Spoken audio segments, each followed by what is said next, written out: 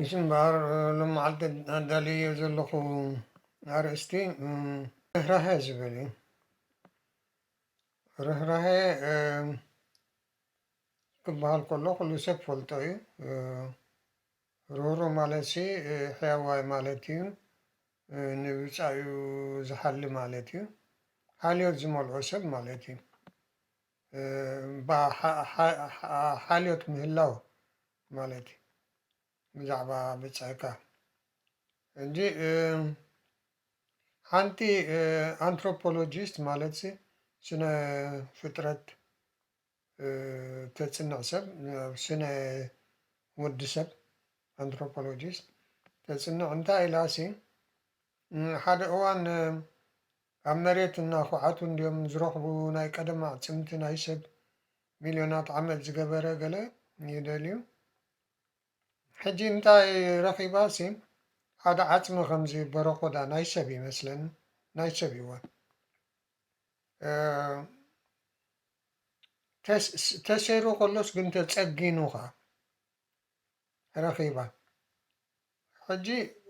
ከምኡስ ብዙሕ ግዜ ትረክብን ኢኻ ተሰይሩ ሞ ዝተፀገነ ስለዚ እንታይ ኢላ ሓሲባ ንሳ ንመጀመርያ ግዜ ዝሪኦ ዘለኹ ናይ ርህራሄ ወይ ናይ ሓልዮት ምስክር ናይ ወዲ ሰብ እዚ እዩ ሰብ እንታይ ተፀጊኑ እዩ ነይሩ ስለዚ እንታይ ማለት እዩ ንሳ እንታይ ኢላ ገሚታ ክልተ ሰባት ወይ ካሃድኑ ገለ ከይዶም ይኾኑ እቲ ሓደ ወዲቑ ኸውን ተሰይሩ እግሩ ሕጂ እቲ ሓደ ኮፍ ኢሉ ምስኡ እንታይ ዝበሃል ማለት እዩ ክሕውዮ ፈቲኑ ማለት ክፅጉኖ ፈቲኑ ማለት እዩ ዝኾነ ኮይኑስ ናይ ሓልዮት ምልክት እያ ሪኣ ስለምንታይ ቅድሚኡ ትሪኦ ነበረት ተሰብረ ወይ ተፈናጥሐ ገለ እዩ ሕጂ እንታይ እዩ ኢላ ሓሲባ ንሳ ስልጣነ ማለት ሓልዮት ማለት እዩ ርህራሄ ማለት እዩ ኢላ ወዲ ሰብ ክስልጠን ዝጀመረ ሓልዮት ዝበሃል ወይ ርህራሄ ከዘውትር ምስ ጀመረ እዩ ሕጂ እዚ ብምንታይ እዩ ምፅይዎ እዚ ናይ ሓልዮት ባህርያት ናይ ርህራሄ ኣብ ወዲ ሰብ ኣሎ ንኣብነት እንታይ ይብሉ እዞም እንታይ ዝበሃል ከም በዓል ዳርዊን ኢቮሉሽን ዝኣምኑ ኩሉ ነገር እናማዕበለ ይመፅ ኩሉ ነገር ወላ ባህርያት ናይ ሰብ ወላ ዝኾነ ሕጂ እዚ ጂን ናይ ወዲ ሰብ ተሓላለፍ እንዲ ካብ ሓደ ናብ ሓደ ግን እንታይ እዩ ዝምህረካ እቲ ጂን ነቲ ናትካ ነቲ ብፃይካ ነቲ ናትካ ዓልየት ዝኾነ ክትሓልየሉ እውን ይምህረካ እዩ ስለምንታይ ከምኡ እንተጌርካ ኸ ብሓደ ክትነብር ትኽእል እሞ ብሓደ ኮንካ ከዓ ነብስካ ክትከላኸል ትኽእል ብሓደ ኮንካ ድማ ሕብረተሰብ ትምስርት ብሓደ ኮንካ ትሰርሕ ተፍሪ ማለት እዩ ሕጂ እዚ ኣብቲ ጂናትና ኣሎ ብሓፈሻ ግን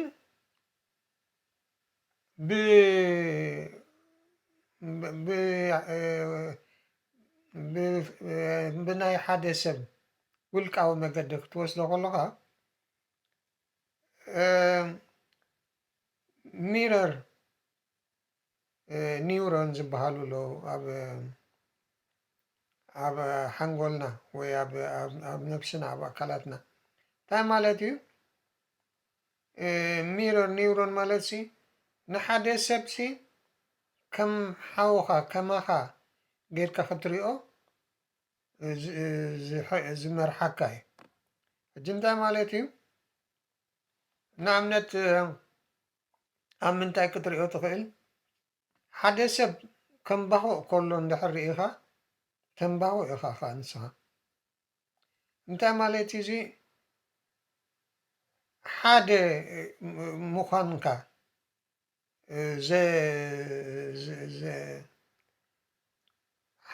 ሓይሊ ዝበካ ወይ ድማ ድፍኢት ዝበካ እዚ ኒውሮን ሚረር ኒውሮን ዝበሃል ኣብ ኣእምሮኻ ኣሎ ሕጂስ እቲ ሰብ ዝገብሮ ዘሎ ክትገብር ትደሊ እቲ ንኣብነት ትስሕቕ ተሎ ክትስሕቕ ትደሊ ውግህ ተሎ ከዓ ትግህ ትደሊ ሕጂስ እንታይ ይፈጥር ማለት እዩ ስኒት ይፈጥር ሓድነት ምትእስሳር ይፈጥር ማለት እዩ ሕጂ ነቲ ሕብረተሰብ ንምስራት ይጠቅም እዩ ብዘይ መጠን እዩ ጠቓሚ ከምኡ ትኸውን ማለት እዩ እንተሕር ሓሚሙሲ ተተሓምሞ ማለት እዩ ሕጂ እዚ ኣብ ነብስና ኣብ ኣካላትና ኣብ ሓንጎልና ኣሎ ግን ኣየማዕበልናዮን ዘየማዕበልናዮ ምክንያት ድማ ናብቲ ምትህልላህ ወይ ድማ ምግባጥ ከይቀደመኒ ቅድሞ ዝብል ኣብ ከምኡ ኢና ንዑ ኢና ዝያዳ ኣተኲርናሉ ብኡ ከዓ እዩ ብዚ ዓለም ካብ ምትሕብባር ምትሕግጋዝ ዝያዳ ባእስን ቅንእን ከምኡ ድማ ህልኽን ዘሎ ሕጂ እቲ ንብፃይካ ከም ነብስኻ ኣፍቅር ዝብል ዘሎ ቅዱሳት ፅሑፋት ኣብ ውሽጢ ሰብ እውን ኣሎ እዩ ኣብ ውሽጢ ሰብ ማለት ሃይማኖት ከይተዛረበሉ ከሎ ኣሎ ብቲ ውሽጢ ሕጂ እቲ ሃይማኖት እንታይ እዩ ዝበዝሕ ግዜ ሃይማኖት እንታይ እዩ ነቲ ዘሎካ እዩ ዘማዕብሎ ንዑስ ከም ትኩስኩሶ ይገብረካ እምበር ኩሉ እቲ ስነ ምግባር ብሃይማኖት ይመፂ ገለ ንብሎ ሓሶት እዩ ኣሎ ብቲ ውሽጢና ንክንነብር ኢሉ ኣብ ነብስና ዝሓደረ ኣሎ ብኢቮሉሽን ዝመፀ ቀስ እናበለ ማለት ሰብ እኮ ፈቲኑ እኮ እዩ ክበኣስ ነንሕድሕዱ ክትተሓላላፍ ገለ ከምኡ እኮ ነይሩ እዩ ቀደም እንታይ ዝበሃል እቲ ሶሳይቲ እውን ከምኡ ነይሩ ግን ኣይዋፃእካን እዩ ኣይዋፃእካን ሰብ እንታይ ብሓደ እንተይ ተሳኒኻ ተነቢርካ ጥራይኻ ክትበልዕ ክትሰቲ ትኽእል ብሰላም ኮፍ ኢልካ ትሓስብ ትኽእል ስለዚ ሕጂ ንኣብነት ገሊኡ ሰብ እንታይ በልሲ ኣይትስራዕ ዝብል ኣይትሓሱ ገለ ዝብልሲ ከምዚ ናይ ሃይማኖት ምንጪ ዘለዎ ገይሩ ወስዶ ኣይኮነን ኣሎ ብቲ ሰብ እንታይ ከምኡ እንተዘይገይርካ ክትነብር ኣይትኽእልን ኢኻ ወላ ሕጂ ንኣብነት ኣብቶም ሃይማኖት ዘይብሎም ኣብ ጫካ ዝቕመጡ ህዝቢ ኣይትስራቕ ኣይትዘሙ ኣይትሓሱ ገለመለ ዝብል ኣለዎም መን ዳኣ ነጊርዎም ንሱ ሃይማኖት ኣይፈልጡን እዮም ግን ኣብቲ ውሽጢኻ ኣሎ ኣብቲ ውሽጢኻ ኣሎ ተደላኻ ከተዕብዮ ትኽእል ተደላኻ ድማ ክተጥፍኦ ትኽእል ናትካ እንታይ ዝበሃል ምርጫ እዩ ግን ኣሎ ብቲ ውሽጢኻ ሕጂ እዚ ኤምፓቲ ዝበሃል እዛ ማርጋሬት ሚድ ትበሃል ነዚ ዓፅሚ ረኺባ ተዛረበቶ መበቆል ናይ ስልጣነ ናይ ወዲ ሰብ እዩ ምትሕልላይ ወይ ድማ ንብፃይካ ምፍቃር ወይ ርህራሄ ምህላው እዚ ሲ መጀመርያ ናይ ስልጣነ መሰረት ክትብሎ ከላ ሓቃ ሰብ ብሓደ ተዘይተቐሚጡ ተሳንዩ ክስልጥን ኣይክእልን እዩ ኣብ ጫኩ እዩ ዝነብር ቀስቱ ሒዙ እናሃደነ ኣብ ጫካ ይነብር ማለት እዩ እንተ ደኣ እዚ ኤምፓቲ ዝበሃል ወይ ድማ ርህራሄ እቲ ውሽጡ ዘሎ ነገር ንዕኡ እንድሕር ኣማዕቢልዎ ግን ብሰላም ይነብር ማለት እዩ ብሰላም ይነብር ብስኒት ሽዑ እቲ ሰላም ክነብር ከሎ ክነግድ ይኽእል ምስ ካልኦት ሰባት ክራኸብ ይኽእል ክመሃር ዕድል ኣለዎ ማለት ትምህርቲ ማለት ኣብ ዙርይኡ እናኸደ እናተዛወረ ክመሃር ይኽእል ወይ ገለ ሊቃውንቲ ፈላስፋታት ገለ ይሰምዖም ከመይ ጌርካ መንግስቲ ከም ዝትከል ከመይ ጌርካ ወተሃደር ከም ዝምስረት ገለ እዚ ኩሉ ይመሃር ኩሉ ግዜ ኣብ ግጭት ክኸውን ከሎ ግን ወላ ሓንቲ ክገብር ኣይክእልን እዩ ሕጂ እዛ ሰበይቲ ዝበለቶ ማርጋሬት ሚድ ንብፃይካ ከም ነብስኻ ኣፍቅር ዝበሃል ነገር ኣብ ውሽጢ ሰብ ዘሎ እዩ ተደጒሉ ዘሎ እዩ ኩሉ እዚ ብሃይማኖት ይመፂ ንብሎ ነገራት ኣብ ውሽጢ ሰብ ዘሎ እዩ ከመይ ገይሩ ምፅይዎ ከዓስ ብተመክሮ እዩ ሰምታይ ይመርፅ ኮይ እዚ ይዋፃእኒ ዲ ኣይዋፃእንን ሕጂ ንኣብነት ምስራቅ ፍቑድ ነይሩ ተዝኸውን እቲ ሕብረተሰብ ክቃወም ኣይክእልን እዩ። ሓደ ነቲ ሰርቆ እቲ ሓደ ነቲ ሰርቆ ሕጂ እንታይ ይኸውን ስለ ዘይሰርሕ እቲ ማሕበረሰብ ክሰርሕ ስለ ዘይክእል እንታይ ይኸውን ማለት እዩ ሕጂ ሕግታት ይወፅእ ማለት እዩ። ኣይትስራቅ ኣይትሓሱ ገለ ዝብል ንወዲ ሰብ ንክነብር ኣብዚ ዓለም ኢሉ ተገብረ እምበር መንግስቲ ሰማያት ክትኣትወሉ ወላ ንኣምላኽ ክትሕጉስ ገለ ንኸምኡ ኣይኮነን። ኣምላኽ ንስኻ ሓሲኻ ይሓስኻ ወላ ገለ መለ ንዕኡ ወላ ሓንቲ ይኮነን። እቲ ኣምላኽ ትብሎ ነገርሲ ንስኻ ኣለኻ ኣየሌኻ ገለ እዚ ዝኩሉ ብዚ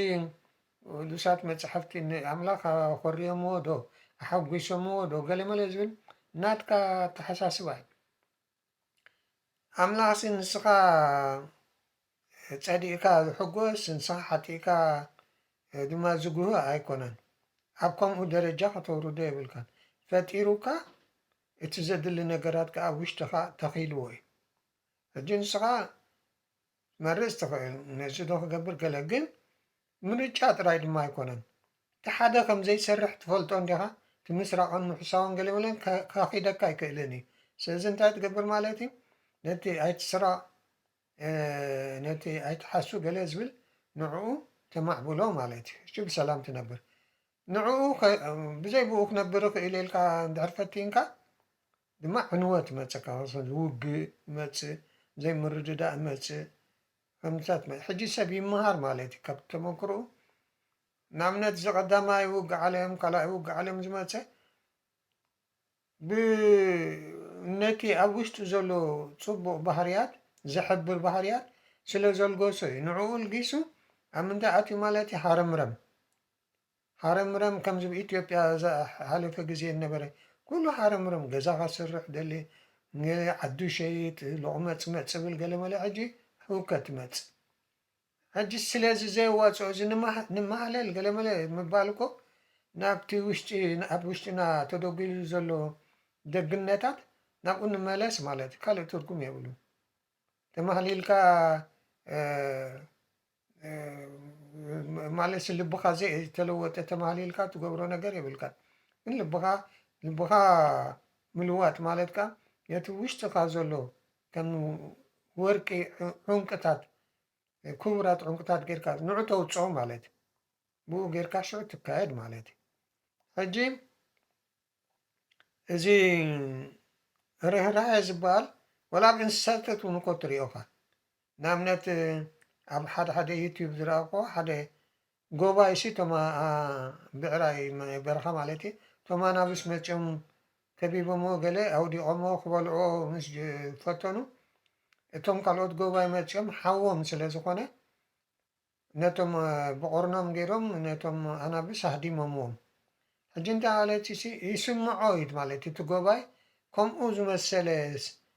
ካልእ ጎባይ ክርእዮ ከሎ ክሳዖ ከሎ እቲ ሚረር ኒውሮን ወይ ድማ መስትያት ነቲ ዝቐድሖ ማለት እዩ ነቲ ከባቢኡ ዘሎ ንሱ ከም መስትያት ኮይኑ የተሓላልፎ ማለት እዩ። ሕጂ እንታይ ዝብል ዘሎ ማለት እዩ እቲ ኒውሮን እዚስ ከማኻ ዓልየት እዩ እሞ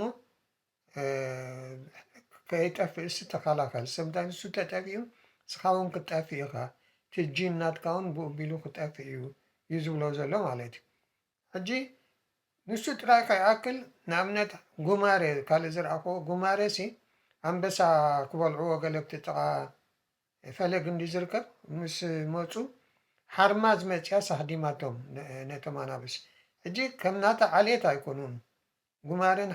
ሓርማዝንሲ ርክብ የብሎምን ግን ከም ፍጡር መጠን ይስምዓ እታ ሓርማዝ እውን። ሕጂ ከምዚ ኣቅዲመ ዝበልክዎ ተላጋቢ ዝኾነ ስምዒታት ኣለዉ። ኣይ ሰብ ከምዚ ከተንባሆ ከለካ ሰብ የንባሆ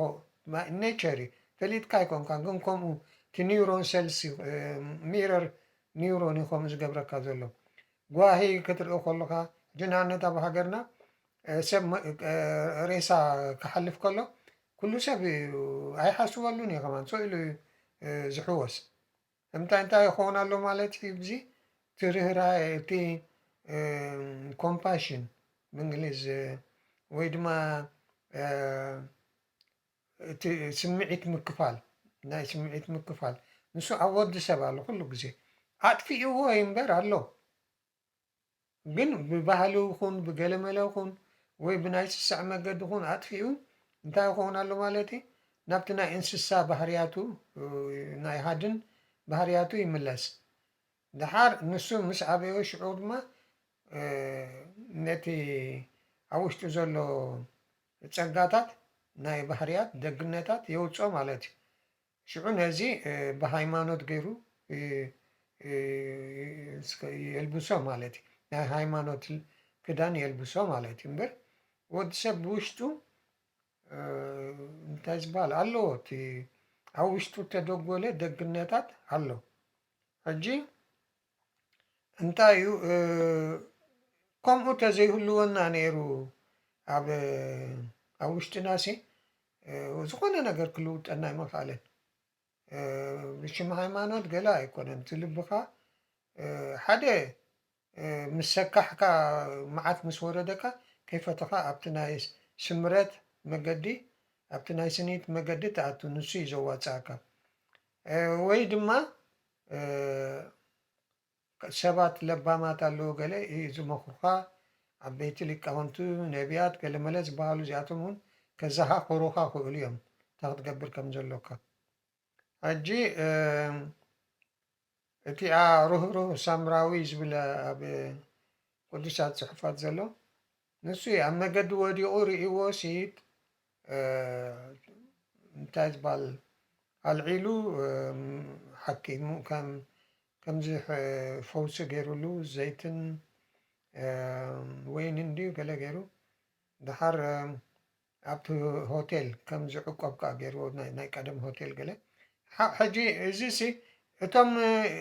እቶም ኣሽሽቲ ኮስቕ ኢሎም እዮም ሓሊፎም ክልቲኦም ክልተ ነይሮም ኣሽሽቲ ገለ ሃይማኖተኛታት ግን ኣይገደሶምን እዚ ግን ሳምራዊ ንዑቕ እዩ ነይሩ በቶም እስራኤላውያን ሳምራውያን ዝበሃሉ ንዑቓት እዮም ንሱ እዩ እንታይ ዝበሃል ገይሩ ተኸናኺንዎ ሕጂ እንታይ እዩ ኣብቲ ውሽጡስ ኣለዎ ሰብ ብሽም ሃይማኖት ኣይኮነን ሓደ ግዜ ቀሺ ረጊፅኳ ኸይድ ሓደ ለማኒ ከዓ ክሕግዘካ ክእል ወይ ሓደ ድኻ ወይ ሓደ